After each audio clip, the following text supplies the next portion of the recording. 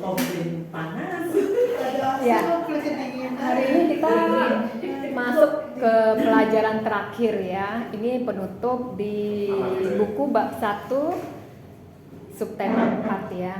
Akhir yang menyedihkan. Jadi bukan happy ending ya. Sad ending. Ya. Poin utama dari pengajaran kita adalah Salomo menerima berkat yang luar biasa, namun dia merusak perjanjian dengan mengarahkan hatinya kepada Allah lain.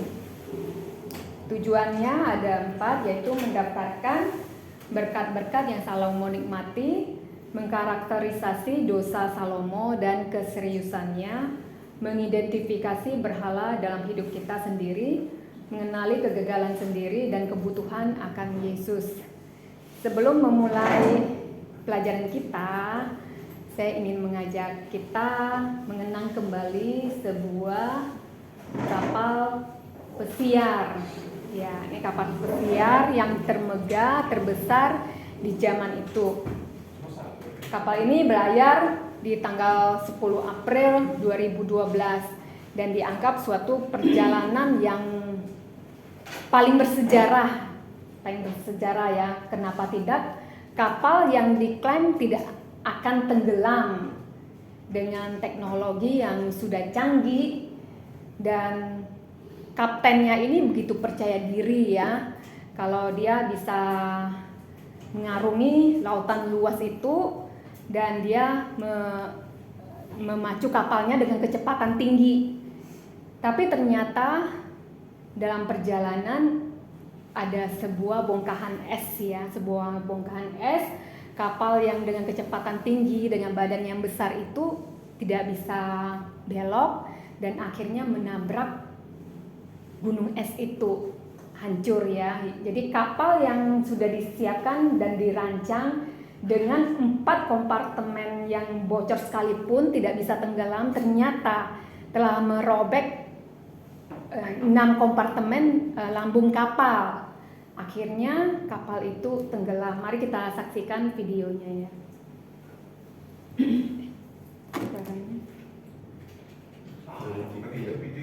Kilometers per hour and could not stop in time. The helmsman tried to turn the rudder to avoid it, but the rudder system reacted slowly and failed to avoid it successfully. There was no welding technology at the time, and the hull was connected with fragile rivets. The cold water made the rivets brittle and easy to break after the impact, causing seawater to pour into the hull, and the coal furnace workers on the bottom were the first to be affected. The Titanic was designed with 16 watertight compartments, but as the water level rose, seawater flowed into other compartments. The bottom of the cabin was sealed, but the top was not sealed, and it was impossible to prevent water from entering. The captain realized the seriousness of the situation and immediately requested rescue 100 kilometers away, but it did not arrive in time. Although there were 40 lifeboats, they could only accommodate 1/3 of the passengers. In the end, about 2,500 people died.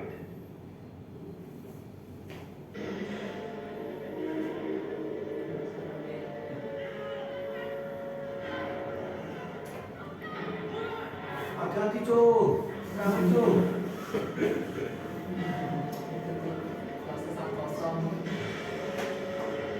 Jadi dengan kepercayaan diri yang kuat dan ketidakhati-hatian yang akhirnya menelan banyak korban.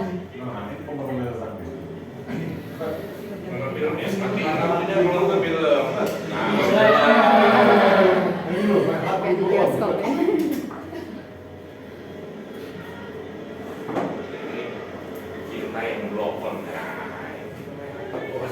Bukan itu poinnya.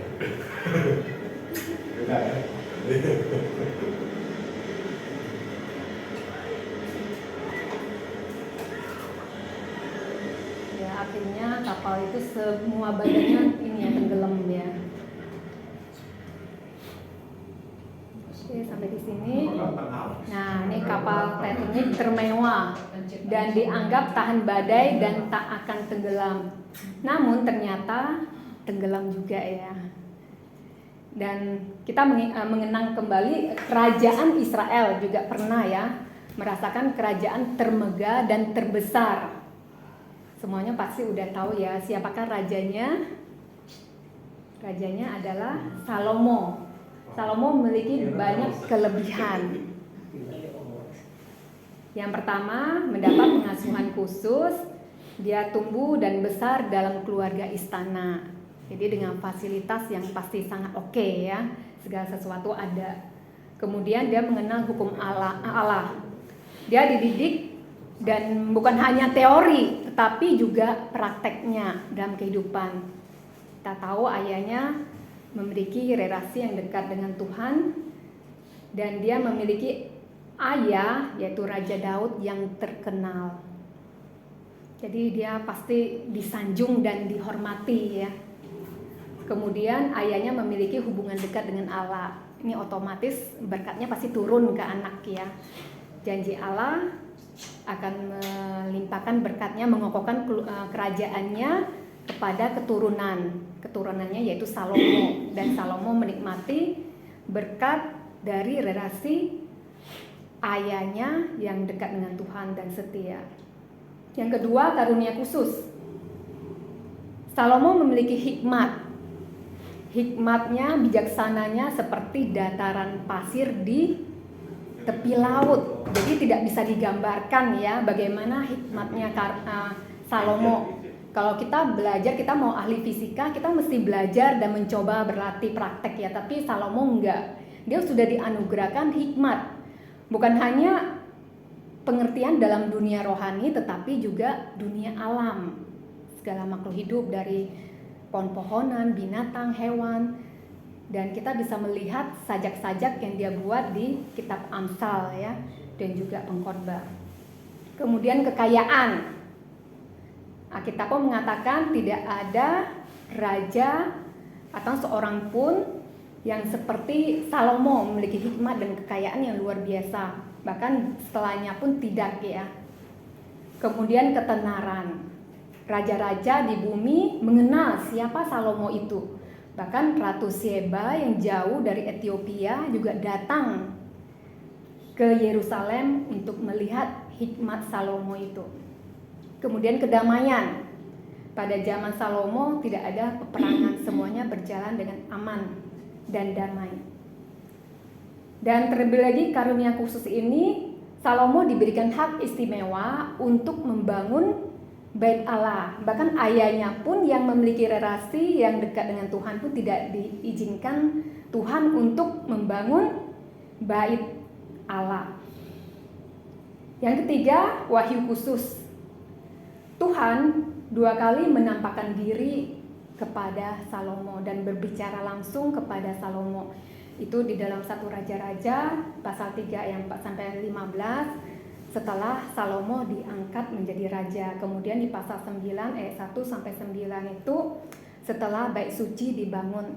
Jadi pada masa kejayaannya Tuhan menampakkan diri dan mengingatkan Salomo. Apa yang dikatakan oleh Tuhan? Kita akan lihat dalam 1 Raja-Raja pasal 9 ayat 4 sampai 9. Saya minta Pastor Yul ya bacakan. Semuanya aja langsung.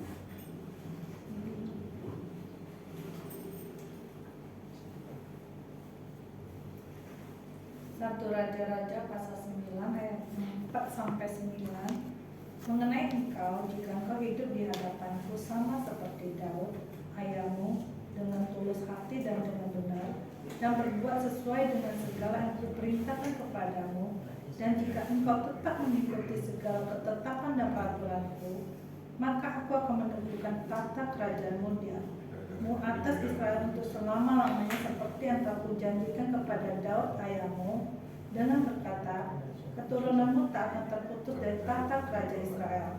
Tetapi jika kamu ini dan anak-anakmu berbalik daripadaku dan tidak berpegang pada segala perintah dan ketetapanku yang telah kuberikan kepadamu, dan pergi beribadah kepada Allah lain dan sujud menyembah kepadanya, maka aku akan melenyapkan orang Israel dari atas tanah yang telah kuberikan kepada mereka, dan rumah yang telah kukuduskan bagi namaku itu akan kubuang dari hadapanku. Maka Israel akan menjadi kiasan dan sindiran di antara segala bangsa, dan rumah ini akan menjadi reruntuhan, sehingga setiap orang yang lewat akan tertegun, bersuit dan berkata, apakah sebabnya Tuhan berbuat yang demikian kepada negeri ini dan kepada rumah ini? Maka orang akan berkata, sebab mereka meninggalkan Tuhan, Allah mereka, yang membawa nenek moyang mereka keluar dari tanah Mesir, dan sebab mereka berpegang pada Allah lain dan sujud menyembah kepadanya dan beribadat kepadanya. Itulah sebabnya Tuhan mendatangkan segala malapetaka ini ke atas mereka. Ya. Tuhan tahu ya kelemahan manusia, khusus Salomo ya. Di tengah dia mendapat berkat yang luar biasa, Allah datang menampakkan diri kepadanya. Allah mengatakan, aku akan mengokohkan kerajaanmu jika engkau taat, hidup dengan tulus hati dan benar di hadapanku. Namun jika engkau dan keturunanmu membelakangiku tidak setia, maka aku akan mendatangkan malapetaka bagi Israel. Di sini Allah menuntut kesetiaan penuh dari Salomo. Di tengah kesuksesannya itu, Allah telah mengingatkan Salomo, dan ketika kondisi aman dan penuh berkat, apa yang dilakukan oleh Salomo? Salomo memilih tidak taat pada hukum Allah. Sungguh menyedihkan ya, raja yang besar, yang megah itu akhirnya gagal. Mengapa kita bisa katakan Salomo itu gagal? Jadi standar kegagalan itu ada dalam firman Tuhan. Apa yang dikatakan oleh firman Tuhan? Yang pertama, jangan beristri banyak. Kita akan melihat dalam kitab Ulangan pasal 17 ayat 17. Saya minta Pak Setina bacakan. Ulangan pasal 17 ayat 17. Juga janganlah ia mempunyai banyak istri, supaya hatinya jangan menyimpang. Emas dan perak pun janganlah ia kumpulkan terlalu banyak. Ya, ini hukum bagi raja ya. Jadi jangan dia memiliki istri yang banyak, terus mengumpulkan emas dan perak terlalu banyak. Kemudian yang kedua, jangan kawin dengan perempuan asing. Di dalam Ulangan pasal 7 ayat 3, minta Elsa. Aku yang sering. Waduh, aku disuruh yang kawin lah. Janganlah juga engkau kawin mengawinkan mereka. Anakmu perempuan janganlah kau berikan kepada anak laki-laki mereka, ataupun anakmu perempuan jangan kau ambil bagi anak laki-laki. Sama laki-laki dan Ya, perempuan. kemudian dalam Yosua 23 ayat 12 sampai 13, minta Elsa Yohani. Tidak boleh pakai. Yosua 23 ayat 12 sampai 13. Sebab jika kamu berbalik dan berpaut kepada sisa bangsa-bangsa ini yang masih tinggal di antara kamu, mengawin dengan mereka serta bergaul dengan mereka, dan mereka dengan kamu, maka ketahuilah dengan sesungguhnya bahwa Tuhan Allahmu tidak akan menghalau lagi bangsa-bangsa itu dari depanmu, tetapi mereka akan menjadi perangkap dan jerat bagimu, menjadi cambuk pada lambungmu dan duri di matamu, sampai kamu binasa dari tangan yang baik ini yang telah diberikan kepadamu oleh Tuhan Allahmu. Ya, ini hukum yang Allah berikan kepada semua bangsa pilihan Allah ya, keturunan Israel, termasuk Salomo. Nah, apa yang dilakukan oleh Raja Salomo? Dalam 1 Raja-Raja pasal 11 ayat 1 dikatakan, adapun Raja Salomo mencintai banyak perempuan asing. Di samping anak Firaun, ia mencintai perempuan-perempuan Moab, Amon, Edom, Sidon, dan Het. Kita bisa lihat di sini ada beberapa daerah yang disebutkan, dan ini daerah ini di seputaran Yerusalem. Jadi Salomo itu menggunakan bijaksananya sendiri. Dengan kekuatan politik yang demikian, dia mengawinkan semua perempuan-perempuan bangsa kafir. Jadi dia menganggap itu sudah kuat, kerajaannya udah kuat dengan dia mengawinkan semua perempuan asing itu yang dianggap cukup kuat ya, apalagi Mesir ya. Dan sungguh menyedihkan, Salomo dia mengabaikan firman Tuhan. Dia melupakan firman Tuhan, berkat-berkat yang telah Tuhan berikan. Dia lupa bagaimana Tuhan itu menolong bangsa Israel dengan kekuatan yang luar biasa, bukan dengan kekuatan sendiri. Salomo seorang yang membangun bait suci, namun ternyata dia juga membangun kuil dewa asing yang merupakan sesuatu yang sangat menjijikkan di mata Tuhan. Kita bayangkan di bait suci itu ada juga dewa-dewa yang berdekatan ya, ada bait Allah, ada kuil-kuil, ada penyembahan. Bahkan mungkin perempuan-perempuan asing itu istrinya itu bisa mungkin lalu lalang ya masuk ke bait suci, dan ini sangat menjijikkan bagi Allah. Salomo lebih tertarik memuaskan istri-istrinya daripada memuaskan Allah. Keberdosaan Salomo tidak langsung dimulai dosa penyembahan berhala, tetapi dimulai dari hal yang sepertinya tidak terlalu bahaya. Oh, nggak apa-apa, aku kawin dengan orang yang tidak seiman. Ya, toh rajin ke gereja juga misalnya. Ya, Salomo juga demikian. Dia menganggap dia tetap beribadah kepada Tuhan, dia telah bangun bait suci, dia bisa beribadah kepada Tuhan, nggak apa-apa dia nikah dengan perempuan-perempuan asing. Dia masih setia kok dengan Tuhan gitu. Tapi ternyata sesuatu yang dianggap tidak terlalu bahaya itu sangat membahayakan dirinya. Kita melihat lagi standar kegagalan dari firman Tuhan mengatakan tidak boleh ada Allah lain dan kasihilah Tuhan Allahmu. Itu di dalam Keluaran pasal 20 ayat 3. Minta Pastor Daniel bacakan. Jangan ada padamu Allah lain di hadapanku. Ya, kemudian di dalam Ulangan 6 ayat 4 sampai 5 Lauselindaco. Dengarlah hai orang Israel, Tuhan itu Allah kita, Tuhan itu Esa. Kasihilah Tuhan Allahmu dengan segenap hatimu dan dengan segenap jiwamu dan dengan segenap kekuatanmu. Ya. Kemudian yang terakhir di dalam Ulangan pasal 12 ayat 32, minta Lauselindaco. Segala yang kuperintahkan kepadamu haruslah kamu lakukan dengan setia, jangan engkau menambahi ataupun menguranginya. Ya. Mengasihi Allah dengan segenap hati dan segenap jiwa, segenap kekuatan. Jadi Tuhan Allah itu satu-satunya. Kemudian jangan menambahi dan juga jangan mengurangi. Seperti kita di gereja mungkin ya nggak apa-apa, bolong sekali nggak apa-apa, dikurangi ya. Ya. Terus nggak apa-apa kalau dengan orang yang tidak seiman gitu ya. Toh aku juga aktif pelayanan, melayani Tuhan, aktif gereja.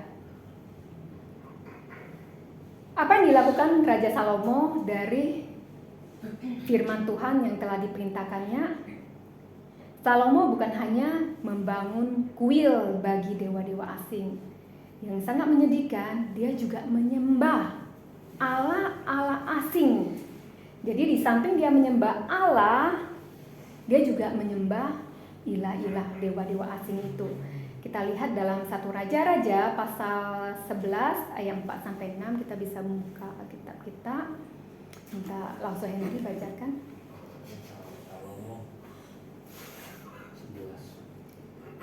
Ayat 4 sampai 6. 4 sampai 6 ya.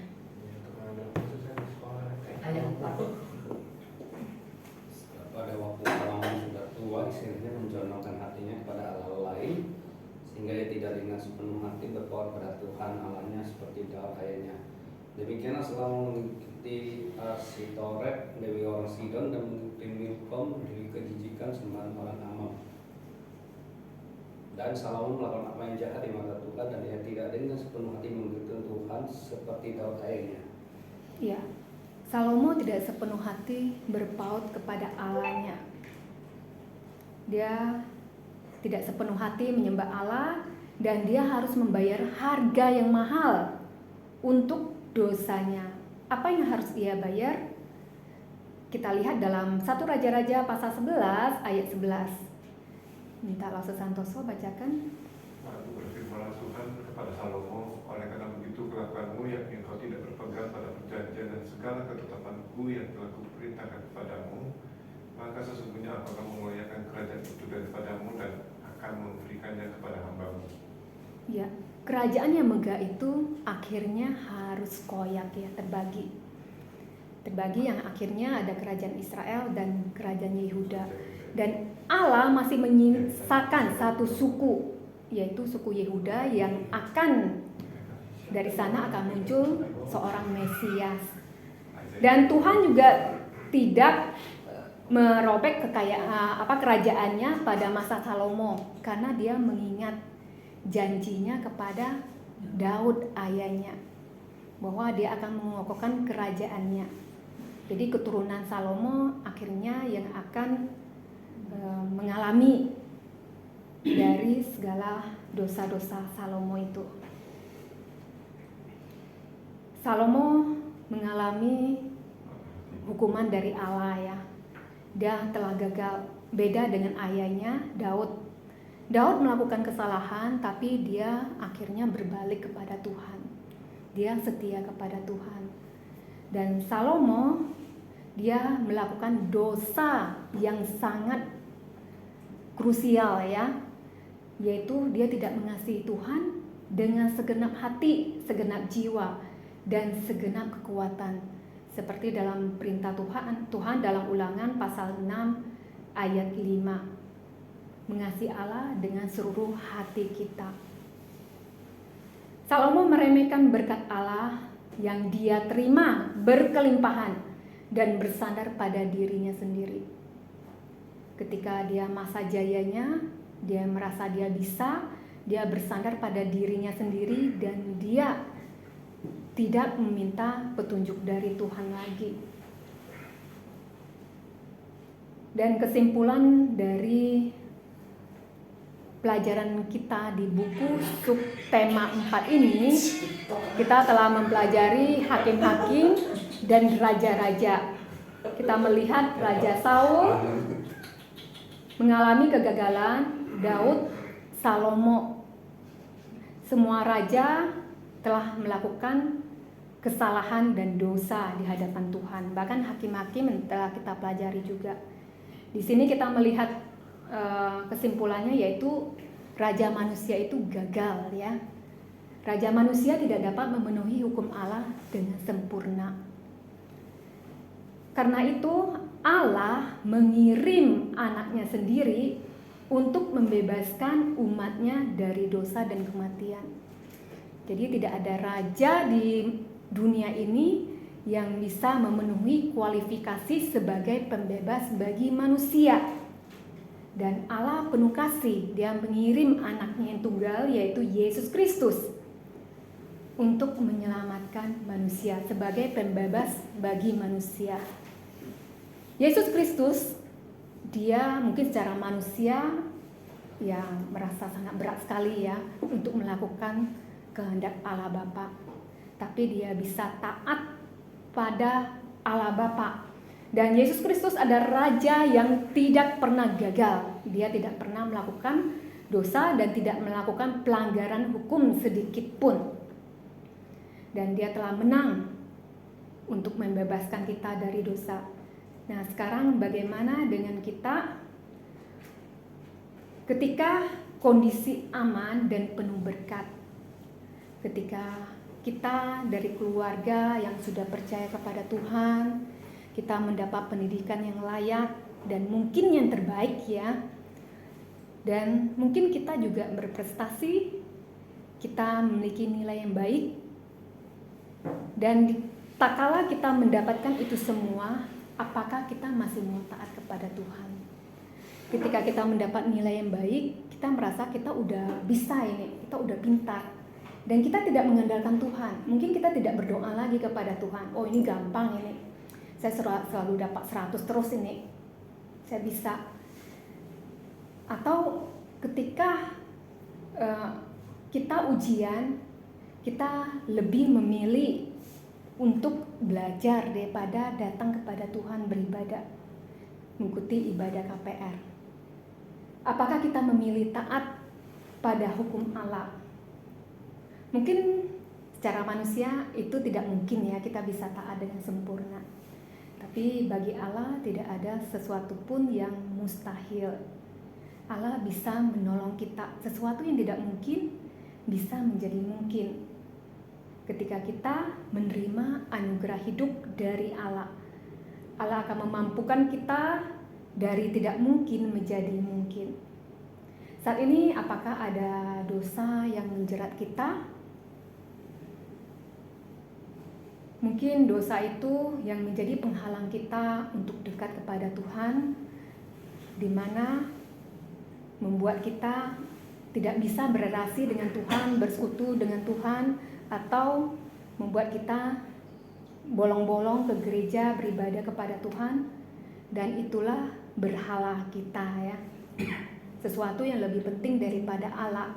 Mungkin itu prestasi kita, atau uang, sosmed. Kita lebih suka duduk bermain gadget kita, melihat TikTok dan sebagainya berjam-jam, dan kita melupakan untuk membaca firman Tuhan.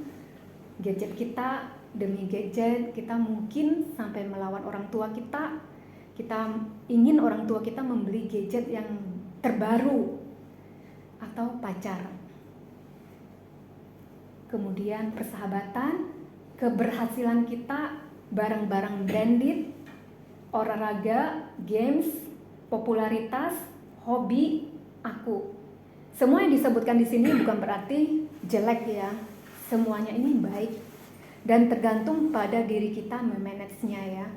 Segala sesuatu diperbolehkan apakah itu memuliakan Tuhan. Ketika kita berpacaran, bahkan yang Kristen pun, yang seiman pun, apakah memuliakan Tuhan? Apakah pacar kita itu membuat kita jauh dari Tuhan meskipun dia Kristen? Jadi segala sesuatu itu boleh, tetapi apakah memuliakan Tuhan?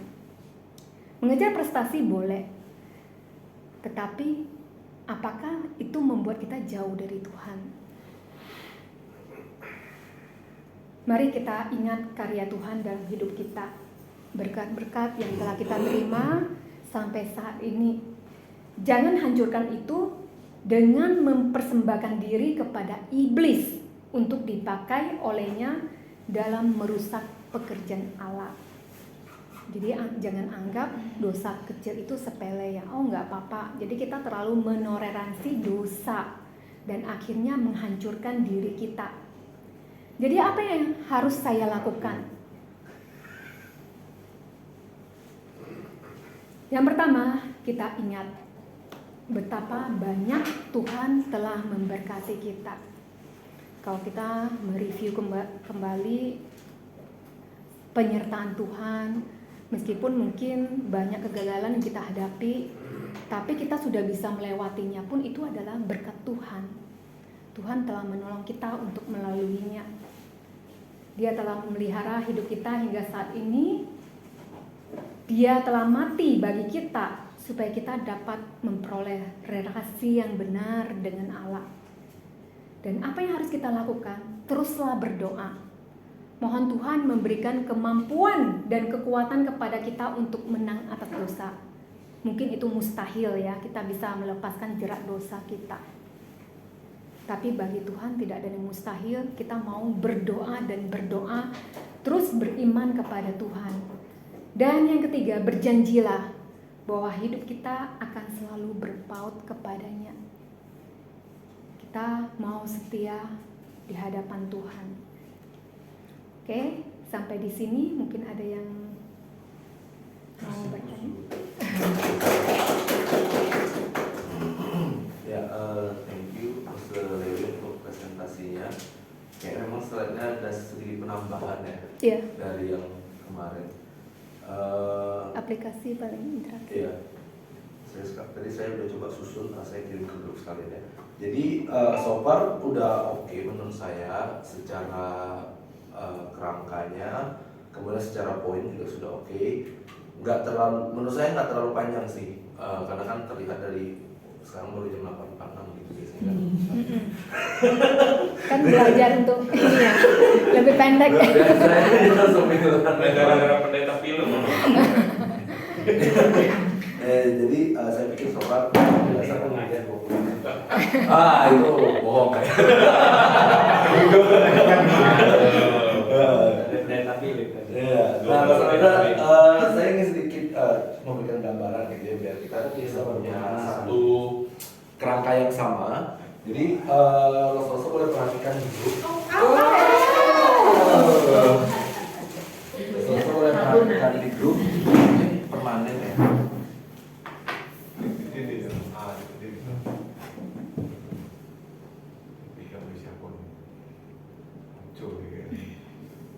Aku lagi.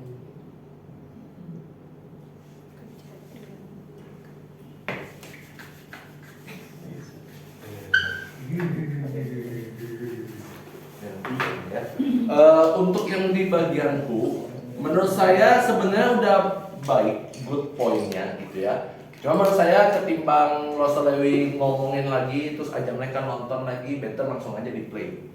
Kita mau nonton satu video, play, itu kan ada 2 video. Nah, menurut saya kalau misalnya memang ada takutnya anak-anak yang nggak tahu tentang Titanic, di situ aja dari play video langsung kasih ngomong gitu. Oh ini tentang Titanic, ini dulu viral, kena bla bla bla. Jadi langsung ke intinya aja gitu.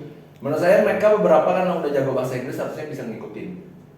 Cuma kita perlu speak ngomong untuk anak-anak yang mungkin bahasa Inggrisnya nggak terlalu mampu gitu. Yang penting dapat intinya. Nah setelah itu kan Lose bilang bahwa oh dia ini apa tuh di slide selanjutnya Lose? Yang dia bilang namun tenggelam juga gitu. Ya, nah menurut saya itu kan sudah cukup baik ya, maksudnya memberikan satu kesimpulan gambaran poinnya itu apa. Tetapi menurut saya agak aneh kalau dia tuh langsung lompat ke tentang Raja Salomo.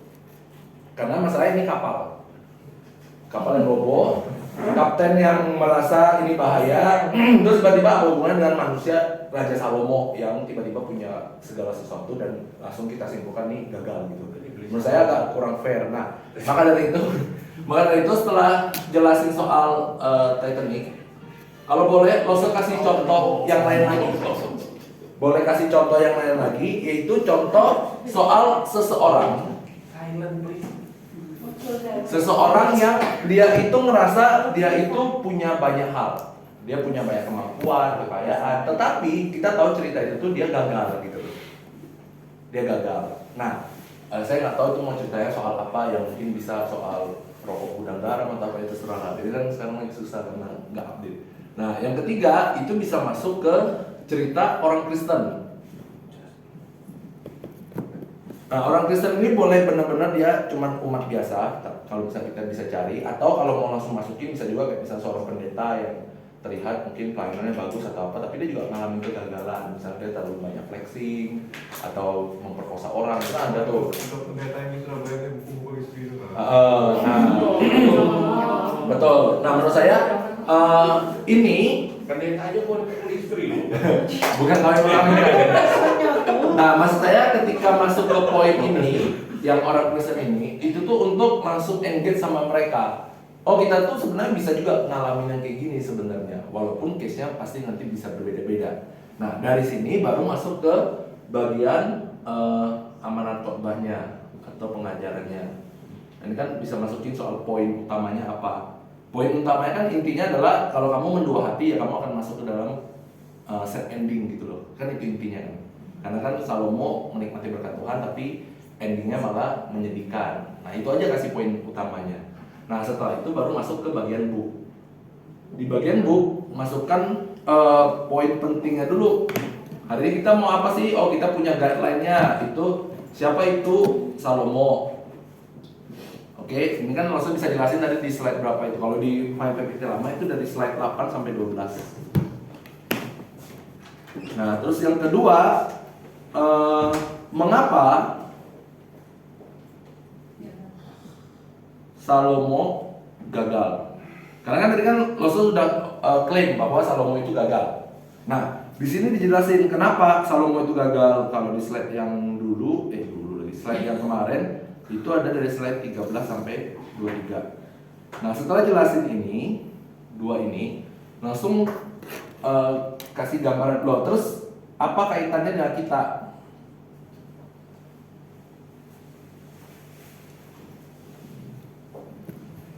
Nah, kalau tadi kan Lose Lewi kan masukin ke hubungan dengan kita itu setelah kristosentrisnya, setelah kasih tahu Yesus Kristus itu yang menjadi solusi.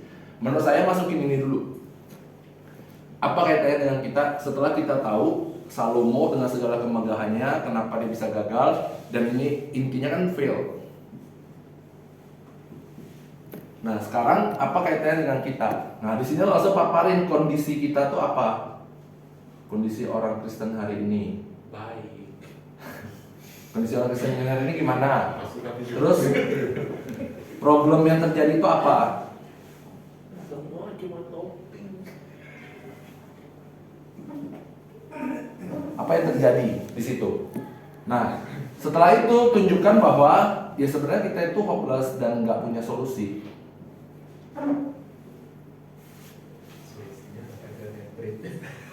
Tidak ada solusinya karena kita melihat ini. Jangankan mau kita sandingkan dengan kehidupan Salomo gitu loh. Maksudnya kita yang tidak sekaya Salomo pun juga gagal sebenarnya gitu loh. Apalagi Salomo yang udah kaya, ini kita belum sekaya Salomo, kita gagal. Nah dengan melihat itu gimana? Maka baru di sini masukin kristosentrisnya. Nah, gimana cara masukinya? Mungkin bisa tambahin dulu soal Matius 5 ayat 17 sampai 18. Kenapa? Karena kan tadi Losa Lewi bilang bahwa gak ada raja yang bisa memenuhi hukum Taurat itu. Sedangkan di sini kan ceritanya bahwa Yesus itu bukan meniadakan hukum Taurat, tapi menggenapi hukum Taurat itu.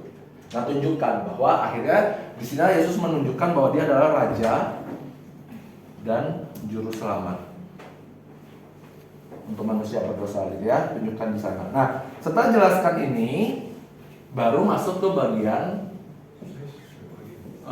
look-nya.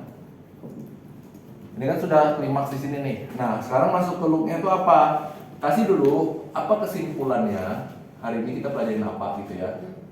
Kasih tipis-tipis saja. Terus yang kedua, reminder soal yang tadi Losa ada kasih slide apa berhala itu ya.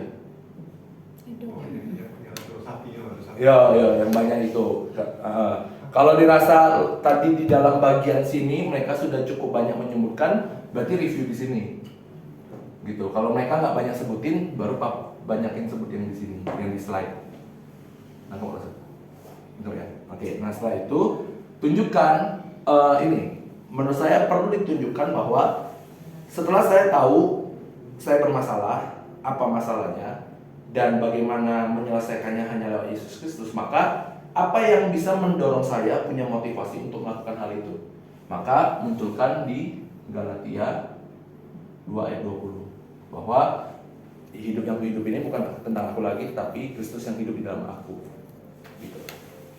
Setelah itu, Losa masuk ke bagian yang terakhir, yaitu soal contoh-contoh ini. Nah, contoh-contoh ini contoh-contoh problemnya mereka. Oke, sekarang kalau tadi kita bermasalah soal misalnya tentang nyontek-mencontek. Nah, kalau saya tahu Kristus adalah Raja dan Dia ada dalam hidup saya, Dia sudah menebus saya, maka apakah saya masih harus terus menyontek? Gitu. Langsung jadi kaitkan satu-satu problemnya dengan ayat ini. Gitu. Nah, akhir tutup di topnya apa nih yang harus dilakukan. Nah, ini juga bisa berhubungan dengan sini. Kalau mau langsung connecting, nggak masalah. Nanti tinggal ditutup dengan quotes David Platt. Itu langsung bisa lihat di grup gitu. Kalau kamu bisa percaya Tuhan itu menyelamatkan kamu untuk kehidupan kekal, kamu juga bisa percaya Dia untuk memimpin hidup kamu di dalam dunia saat ini. Untuk memberikan satu support kepada mereka bahwa mereka tuh juga bisa kok bangkit menghadapi perjalanan kehidupan yang problemnya tuh sulit ini gitu loh. Gitu. Mungkin ini sih sedikit ini mapping ininya ya, pelajaran ini. Jadi so far untuk isinya sih saya nggak terlalu banyak ubah, hanya untuk menunjukkan klase-klase kurang lebih ini gambaran poinnya gitu loh. Nah, paling tinggal yang perhatikan di bagian awal itu saja biar nggak terlalu loncat antara kapal Titanic dengan langsung ke Raja Salomo gitu. Kalau bagian aplikasi atau apa, menurut saya ini sebenarnya yang di slide ini, menurut saya aplikasinya kurang kelihatan, cuma doa yang di bagian ini. Karena kan kalau aplikasi itu lebih ke arah langsung apa yang harus saya lakukan. Oke, doa itu untuk menopang, misalnya Alkitab untuk menopang, itu exclude gitu. Tapi selain itu tuh apa? Nah, menurut saya langsung masukin ke problem-problem yang berhala tadi. Langsung aja kaitin. Oh, saya punya nyontek, atau saya ngomong kotor, atau misalnya saya apa, atau saya merasa hidup saya itu udah terlalu hebat karena saya berprestasi, saya bisa main alat musik, saya bisa sport, saya juara DBL, des apa segala macam misalnya. Tunjukkan aja bahwa kita bisa dengan coklat sombong, juga Anda bisa jadi. Kan gimana? Berapa banyak trofi di rumah trofi penghargaan Pokoknya masuk itu hati-hati paling itu sih terus ya. Kalau dibikin kerangkanya ya. Kita mau jawab. Gimana cara matiin bunyi TikTok itu? Ganti HP. Hapus aplikasi. Udah tuh, udah bisa tuh betulnya kan. Iklan kan? Oh iya. Bisa dimatikan. Terlalu sensitif. Aku dulu ya. Aku mau jalan. Maksud saya gini, Tuhan kenapa Tuhan memilih Salomo yang membangun bait Allah? Oke lah kalau kita bilang Daud karena dia lakukan dosa, jadi Tuhan nggak kasih dia kesempatan. Tapi kan dalam kemampuan Tuhan, Tuhan tahu kan kalau Salomo ini kedepannya juga gagal kayak gitu juga. Nah, kenapa akhirnya Salomo yang dipilih? Tuhan. Sebenarnya ada dua alasan. Yang pertama, yang pertama itu adalah karena itu konsekuensi dari dosa yang Daud perbuat gitu. Ya. Karena poinnya bukan di dalam konsekuensi Salomo yang buat. Ya. Itu yang pertama. Yang kedua, itu hak prerogatifnya Tuhan untuk menentukan siapa yang membangun itu. Jadi kalau misalnya dibilang kenapa harusnya kan Salomo juga nggak boleh karena harusnya fair kan. Salomo buat dosa, Daud dilarang karena buat dosa. Ya kalau itu nggak akan pernah ada kerajaan. Mungkin lebih parah Salomo ya kalau kita bilang. Ya kalau misalnya kita lihat kan dari Salomo sisi itu, dosanya. Ya. Ada yang ngomong Ini orang. Katanya adanya kayak gini, nggak tahu benar-benar. Bukan. Daud itu tangannya pernah numpain darah. Iya. Nah, Salomo selama dia memerintah gak ada peperangan yang penumpain darah. Jadi dia itu masuk kualifikasi boleh membangun bait Tidak Allah. mungkin Salomo tidak menumpain darah. Lah, katanya kan tidak ada peperangan. Iya aman, tenang, Karena dia dalam perang. Iya, Terus dia kan tapi tahu pasti ada. tapi kalau orang reform bilang fight-nya di hadapan kedaulatan Allah, kita cuma bisa nunduk, gak bisa nanya. Dua itu poin besar. Yang boleh nunduk, gak boleh nanya. Cuman ya itu karena ya itu yang saya bilang point of view harus dilihat dari titik bahwa perkataan itu tuh menunjukkan kepada konsekuensinya Daud, bukan konsekuensinya Salomo. Itu problemnya di situ.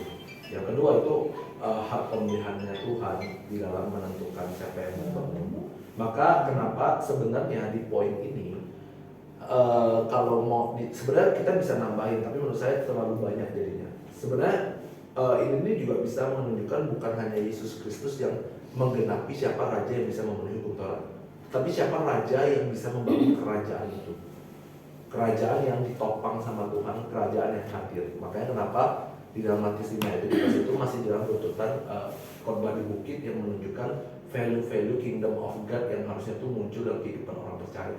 Cuma kalau misalnya masuk itu terlalu banyak, terlalu luas, nggak sesuai dengan tujuan poinnya gitu. Tapi it's a good question. Boleh, habis makan di pangsit biasanya. Lu aja Pak.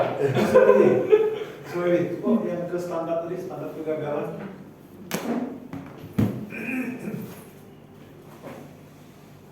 Kalau Ada dua yang mana? Yang tipu itu mungkin yang barang brand pertama. itu tulisannya bukan brand kayak gitu lah. Iya. Brand gitu. Brand gitu. Branded ya, branded. Ede. Anak-anak namanya malah Ini contoh. Ede. Seolah aku jadi kegagalan di suatu Oh, iya, firman yang di situ. Iya, jangan Oh. kegagalan bunyi. Posisi Apanya? tulisan tulisan firman Bukan standar Tuhan. kegagalan, mungkin peringatan kegagalan atau apa? Barometer. Standar. Tolak ukur. Standar. Tolak ukur. Ya. Tolak ukur. Jangan standar. Maksudnya Maksudnya menjadi standar kegagalan. Tidak ada yang salah di situ. nggak, maksudnya kan itu kan tulisannya kan standar kegagalan. Ya, yang menjadi standar kegagalan itu Maksudnya Standar kegagalan itu tidak sesuai dengan firman Tuhan. Berdasarkan firman Tuhan ini. iya berdasarkan Standar firman kebenaran Tuhan. Itu firman Tuhan. Nah. Makanya dia bisa gagal karena dia tidak sama dengan firman Tuhan. kalau dibilang standar kegagalan, maksudnya kalau nanti anak-anak tuh baca, saya nggak fokus nih standar kegagalan, ya udah firman Tuhan tuh udah pasti gagal. Yang bisa dikatakan kita gagal itu ya firman Tuhan. Ya berarti kan barometer kan, tolak ukur kalau. Standar itu kan artinya ini tolak ukur. Iya, Yang bisa kita katakan gagal itu firman Tuhan. Betul. Mungkin di dunia itu kan Itu betul poinnya, cuma secara tulisannya takutnya anak-anak takutnya anak-anak pas baca standar kegagalan kan titik 2. Kalau secara kalimat berarti kan itu langsung menunjukkan bahwa firman Tuhan itu standar kegagalan. Orang yang nggak nangkep nih, misalnya masuk poin Mas Legi, Misalnya baca orang awam, ah, dia belum kenal Tuhan. Oh, berarti firman Tuhan itu standar kegagalan. saya kalau mau berhasil nggak perlu melakukan firman Tuhan. Benar nggak lihat? sekarang standar itu artinya apa? diperbaiki aja. Iya, tolak ukur barometer. Tolak ukur kan, tolak Nah, ukur makanya kenapa lu- kita gagal. Menurut firman Tuhan. Bener sih, cuma takutnya orang salah sih. Betul. Persepsi aja, persepsi. Karena kan kita nggak bisa pungkiri anak-anak. Banyak kali ya. Karena kan anak-anak sekarang kan juga banyak kan selentingan jokes yang kayak